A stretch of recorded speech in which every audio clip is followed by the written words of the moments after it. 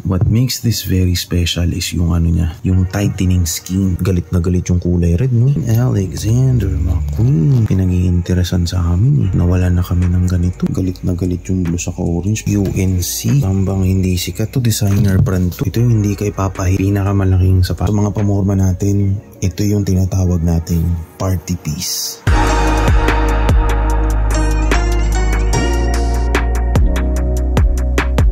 February 10 na naman po bukas, Sabado.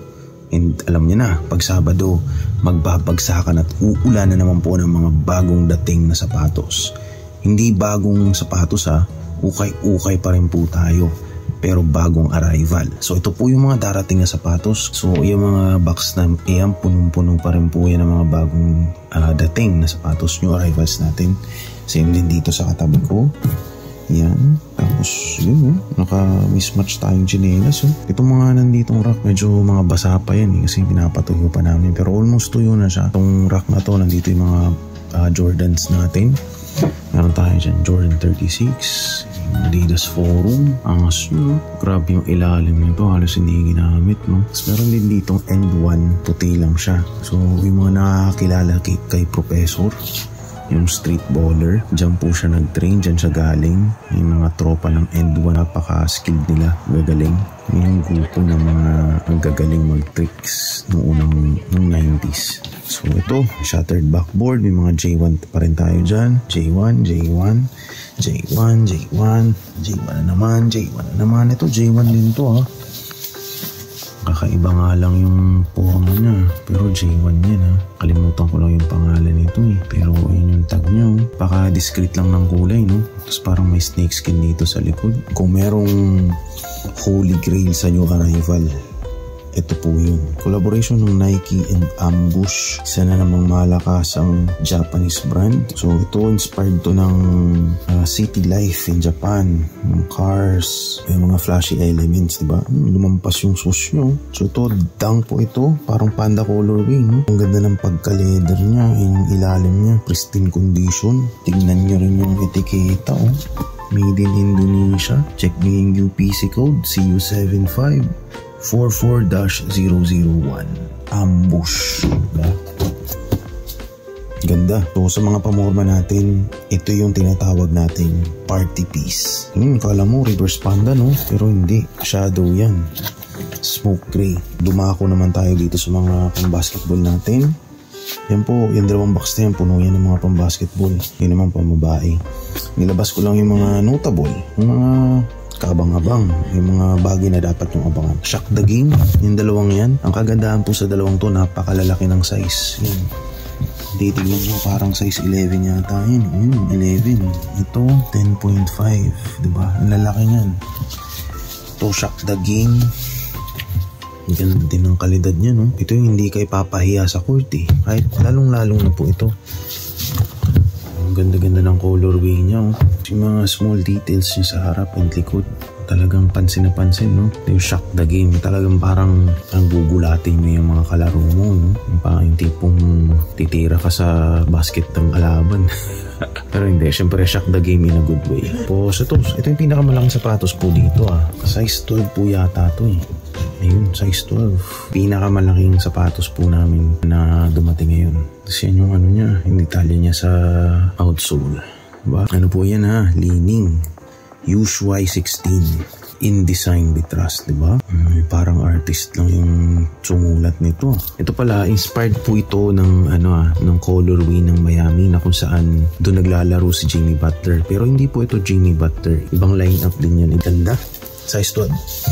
Meron din tayong gininto ang anta dyan. Talaga may paginto-ginto pa siya dyan sa upper part. Okay din naman yung ilalim. May similar design nito sa Klay Thompson, pero hindi po ito Klay Thompson. Ito yung talagang Klay Thompson. Ito yung tinatawag niyang mountain colorway. Ewan ko bakit mountain to, pero siguro mas maganda kung tinawag nila tong volcano. Kasi diba, yun, galit na galit yung kulay red, no? Yan yung ilalim niya. Para may mga lava, no? Ito 8.5 lang po pala yan. Meron tayong signature shoe dito. Ito yung ikalawang signature shoe natin. Ito po yung Gordon Hayward. Si Gordon Hayward, siya yung sumikat sa Utah Jazz. Ngayon nasa Charlotte Hornets po yata.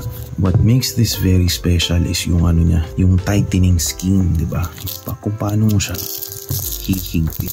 Kasi itong velcro part na to, pag hinila mo siya, hihigpit siya dito sa gitna. So napakatalino po ng nakaisip nito kasi alam kung yung mga naglalaro during game, lumuluwag po talaga yung sintas eh. So ito ang kagandahan niya, pag hinila mo po yan, ihigpit na yung lace mo. Yung 8.5 lang siya. Napaka beneficial nito during in-game. Gordon Hayward, dito si Aaron Gordon 3'6" pa naman yun.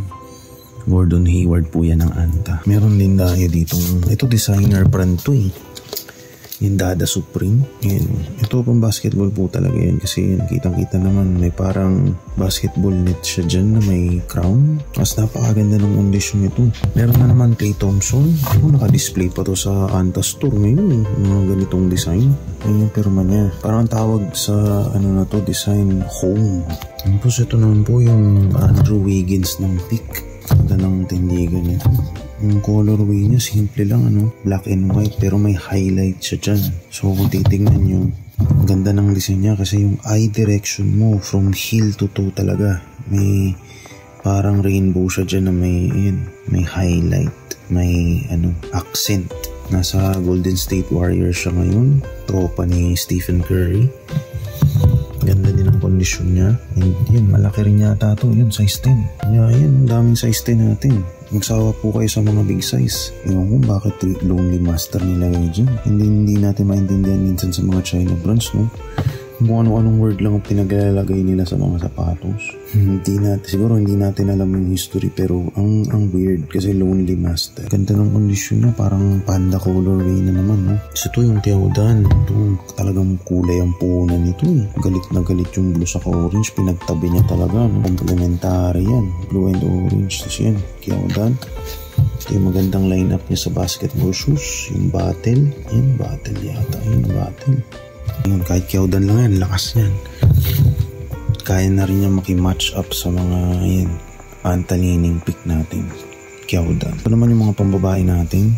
Lahat po yan, puno yan ng mga pambabae. Ito, UNC colorway na dunk. Pambabae po yan Meron din tayong Samba. Ito yung Sambang hindi sikat pero kahit pa paano, Samba yan ng Adidas. Pambabae po yan. Meron din tayo ditong AF Uninterrupted. Pambabae, mga ayaw magpa-istorbo, no? Gusto nila, sila lang nabubuhay. Uninterrupted. Meron tayong AF na ganyan. Tapos meron tayong ito, Niyong Smiley. Itong mga pa-cute shoes to Tapos meron tayong Alexander McQueen. Ito yung palaging pinag-iinteresan sa amin Nawala na kami ng ganito Ewan ko ba kung bakit anong meron sa Alexander McQueen ang bigat-bigat niya. Tapos meron tayong Yankees. Meron din tayong Kyrie Irving. Ganda ng Kyrie Irving na to. Update ko lang po kayo. Sabado yung arrival po ito. Lahat na makikita nyo. 10 AM hanggang 6 PM po tayo. Yung mga hindi po makakapunta sa store namin by that time, magla-live po kaming 6 PM para makapag-mine kayo kung ano yung mga matitira pa dyan. Pero pwede kayong mag-message sa amin during 10 AM hanggang 6 PM bago mag-live. And yun, abangan nyo po kung ano meron tayo sa darating na February 14. Siyempre, may sorpresa kami para sa inyo. Every time may okasyon, palagi kami may pasabog. Yun yung tatandaan nyo palagi sa Sapatos PH. Kaya, ayan, maraming salamat po sa panonood sa munting panahon na nanonood kayo ng mga ganitong videos namin. Malaking bagay po yan. Kaya, ayun po kita-kits po tayo sa new arrivals namin 10 AM sa darating na Sabado.